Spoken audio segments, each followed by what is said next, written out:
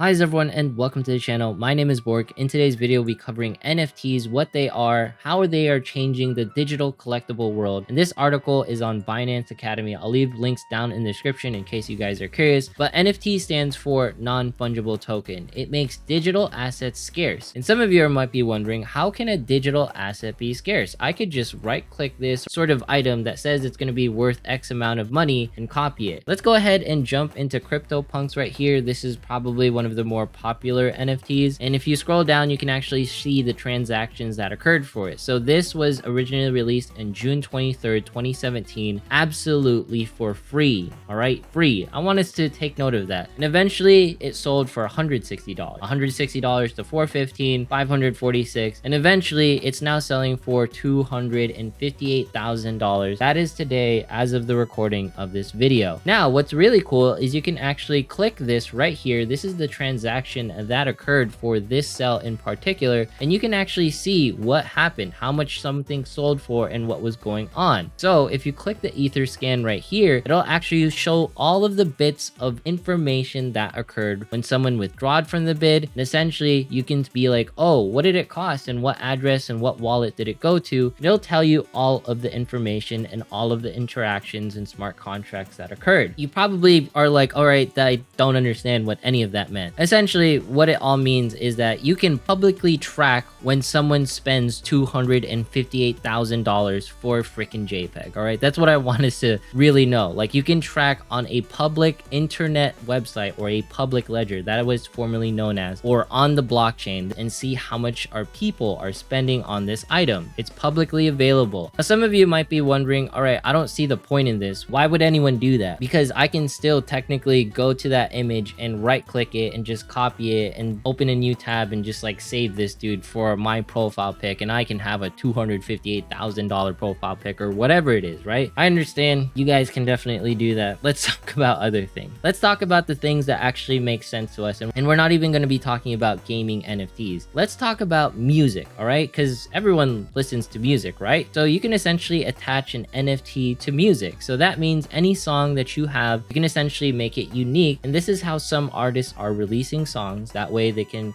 generate more profitability for themselves, and this will allow people to essentially not have to go on record labels. But of course, it's still pretty important to be on a record label in order to release a song. But it's really cool, and this is just a way for musicians in particular to get a fair share of royalties, all right? Because not a lot of musicians get paid properly because of contracts and whatnot. But let's jump into real world assets, or why don't we just jump into logistical NFTs? So for example, if you have a high-end pair of luxury shoes, you got some Jordans, those are pretty high-end in my opinion. Or let's say you have a set of Pokemon cards, like these kiddos who are like, these are the best Pokemon cards. Or you got Funko Pops, or you got the coolest Mario McDonald's like Happy Meal thing, or you got like the most original comic book that ever is known to man, and you are like, I own this thing. But the only way you know that you own it is because you physically have it in your hand and you own it, or you have a piece of paper. But what if you could track it on the internet? What if you could tie a token? What if you could put an NFT on your Pokemon cards, on that original comic book, on your Funko Pop? Every single item that you own will be publicly seen, but at the same time, if it ever gets stolen, or if someone takes it away from you, or something happens, you can essentially say on the public ledger that it got stolen, or you can track who took your item if it ever pops up again on the internet. And this is the beautiful part about collectibles and NFTs. It makes it so that it is a transparent system and everyone can see what is going on with those collectibles. That's the most important part. It's not about the fact that someone spent like X amount of money for a JPEG. It's about the fact that this technology is going to make it so that everyone can see and everyone can take ownership of their luxury items. You don't have to worry about it getting stolen. You can essentially just see for what it is and track if it were to change ownership. So for example, if you jump back here, it'll actually show you all of the transactions that occurred over, many days or many hours over time for this CryptoPunk in particular, because you can see there's multiple transactions that occurred. This was not the only time that this was purchased essentially, and that's the coolest thing. So you can essentially track maybe like this first edition like comic book that is so rare that anyone would want it. You can see which store it's going to, and you can can essentially go over there and try to buy it. Or for example, in anime terms, let's say Horikoshi,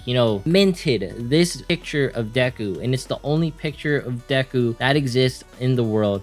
Some out there is going to try and buy this thing because they love Deku and they love MHA, and that's just how it goes. People love collectible items, and that's the world of NFTs, and that's the world that we live in. It's essentially making it so that everyone can essentially take complete ownership of collectible items. And the way this works for gaming NFTs is that instead of someone else, or let's say like the gaming company would own like the Axie, or let's say it's a gacha character of like Goku, for Dragon Ball Dokkan or Dragon Ball Legends, let's say Goku is an NFT. Now you can essentially track him on the blockchain, and you can see, where those transactions goes. And if the game were to ever shut down, at least you have it in your wallet where you can have Goku as your NFT. Essentially, the beautiful part of NFTs is that you get complete ownership of every single thing that you own. And if it ever gets stolen, you can report it on the blockchain and say, this item was stolen from me and it is no longer legitimate, or you can report that person to the authorities. And that technology has never existed for any sort of collectible item. The only way you can essentially say that you would,